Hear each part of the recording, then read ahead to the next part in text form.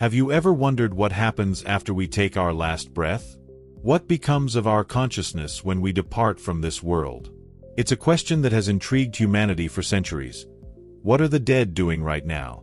Are they resting in peace, undergoing some form of transition, or are they still active in ways we don't fully understand? The afterlife has been a subject of mystery, speculation, and comfort throughout history. Different cultures and religious traditions offer varying explanations for what occurs after death.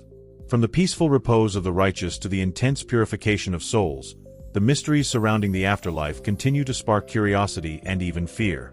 But the question remains, what exactly happens to us when we die? Is there a process we undergo?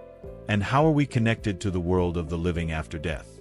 This video will explore the spiritual teachings and mystical stories that shed light on these profound questions.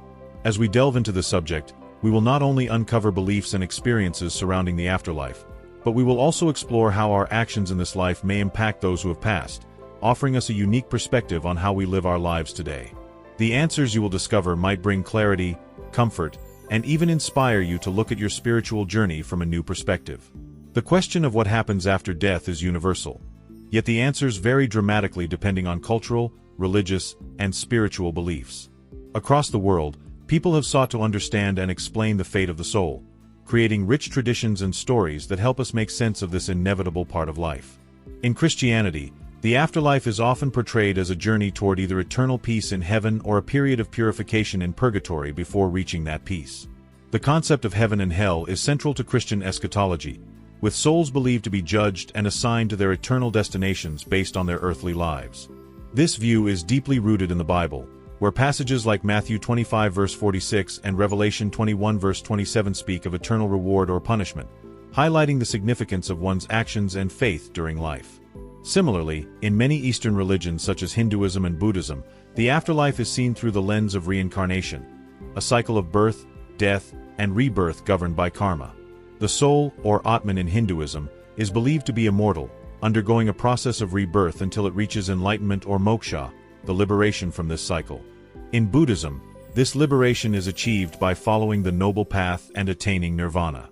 Other cultures have their unique interpretations.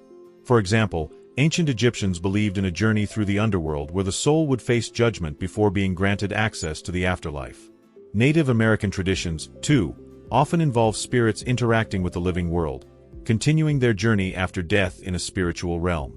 Understanding these various beliefs provides us with a broader perspective on what happens after death, and helps frame the exploration of what the dead might be doing right now, as we move forward into the deeper spiritual insights that follow. One of the most widely held beliefs in Christianity is the idea that the soul of the deceased rests in peace, either waiting for the final judgment or residing in heaven if they have attained righteousness. According to scriptures, the righteous are promised eternal peace and rest with God. In the book of Revelation 14 verse 13, it is written, "Blessed are the dead who die in the Lord. They will rest from their labor, for their deeds will follow them." This concept of rest doesn't imply inactivity but rather a peaceful state of being, in the presence of God, free from earthly struggles and suffering. For many, this idea of the dead resting with God brings comfort, especially when mourning a loved one. It suggests that their souls are at peace, awaiting the final reunion in heaven. This understanding of rest after death is essential to the Christian doctrine of salvation, where eternal rest is granted to those who have lived a life in accordance with God's will. However, this rest is not passive. It is a time of reflection and preparation for the ultimate union with God in the afterlife. In contrast, other theological perspectives introduce the concept of purgatory, a temporary state of purification for souls who are not yet ready for heaven. The Catholic Church teaches that purgatory is a place where souls are cleansed and purified before entering the presence of God. This process is often seen as necessary for those who have not fully atoned for their sins during their earthly lives. Padre Pio, one of the most revered saints in the Catholic faith, frequently spoke of his visions of souls in purgatory, where they would approach him asking for prayers and intercession. According to his accounts, these souls were not idle but actively undergoing purification. The souls in purgatory are believed to be aware of their need for purification and are often depicted as in a state of longing and anticipation, awaiting the final cleansing that will allow them to enter heaven. This active waiting, a process of spiritual transformation, is sometimes described as a painful but necessary experience, one that ultimately leads to greater purity and closeness to God. In addition to these concepts, there are also stories of souls who continue to interact with the living world. Many people, particularly those who have had mystical experiences, believe that the dead do not always rest quietly but may seek to communicate with the living. Such encounters are sometimes described as messages from beyond, where spirits reach out to loved ones through dreams, visions, or even physical signs. These experiences suggest that the dead may not be completely removed from the earthly realm but instead exist in a spiritual dimension that allows for interaction with the living.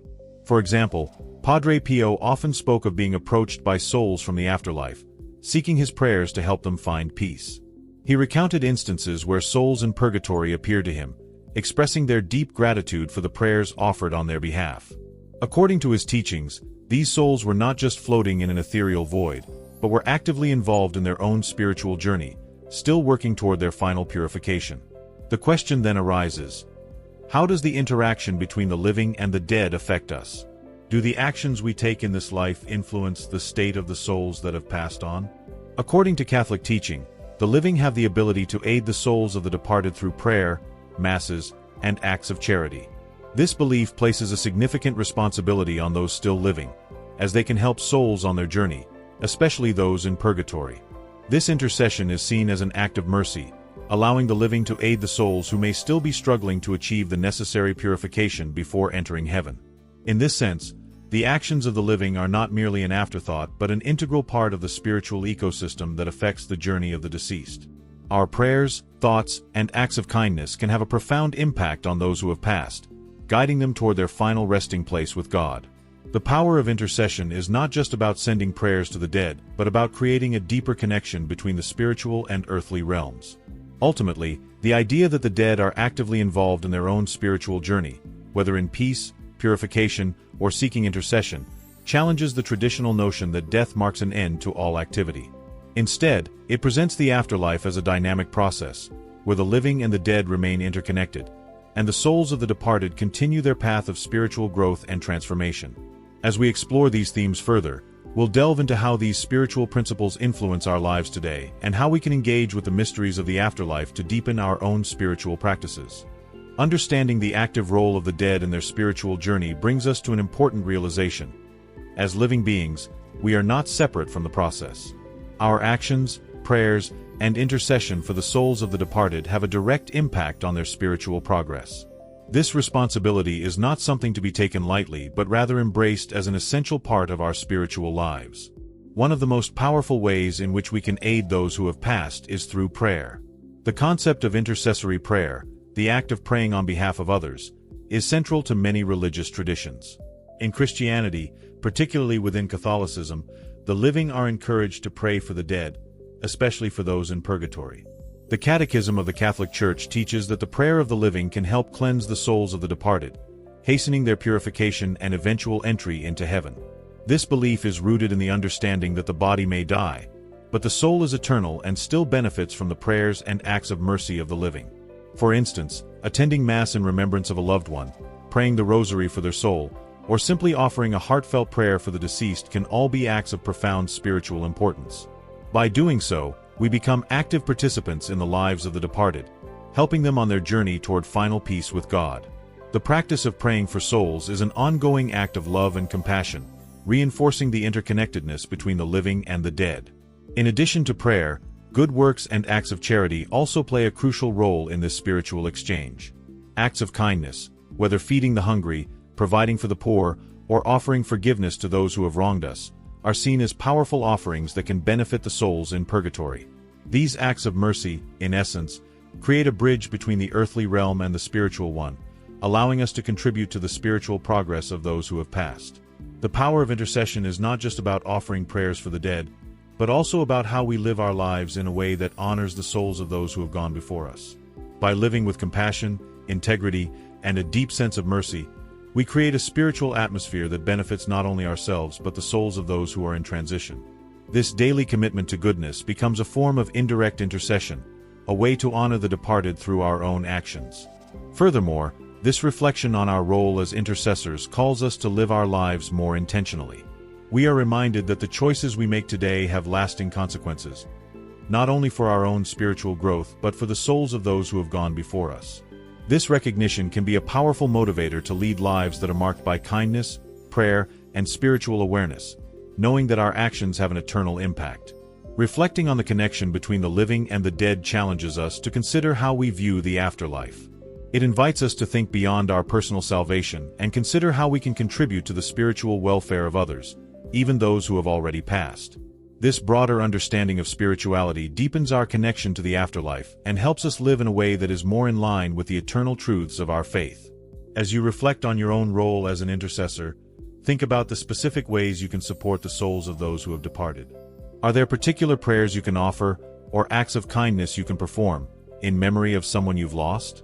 In doing so, you are not only honoring their memory but also participating in the ongoing spiritual work that continues long after death. This act of love, both for the living and the dead, is a beautiful expression of faith and mercy. In the next section, we will explore how these insights into the afterlife can shape our everyday lives, offering us a new perspective on how we can live spiritually fulfilling and purposeful lives here and now. As we bring this exploration to a close, we can reflect on the profound insights we've gained.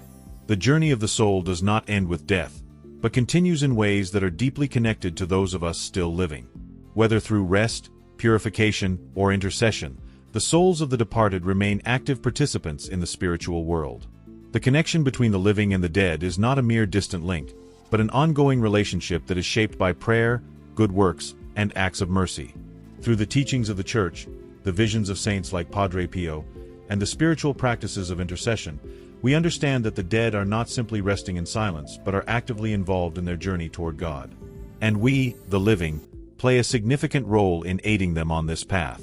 Our prayers, our kindness, and our compassion form the bridge that helps these souls move closer to God's ultimate peace. This awareness should inspire us to live with a greater sense of purpose and urgency. Every action, every prayer, and every act of mercy is not only a gift to those around us but a service to the souls who have gone before us. The impact of our lives extends beyond the here and now. It echoes into eternity. As you reflect on these truths, consider how you might deepen your own spiritual journey. What can you do today to honor those who have passed? And how can you live in a way that contributes to the greater spiritual good of all? Now that you've explored these profound insights into the afterlife and the connection between the living and the dead, it's time to take action. If this video has brought clarity or inspired new thoughts, share your reflections in the comments below. How do you plan to incorporate these practices into your daily life? Don't forget to like this video and subscribe to our channel for more spiritual teachings, mystical stories, and insights that will help you grow closer to God. Together, let's continue this journey of understanding, reflection, and intercession for the souls in need.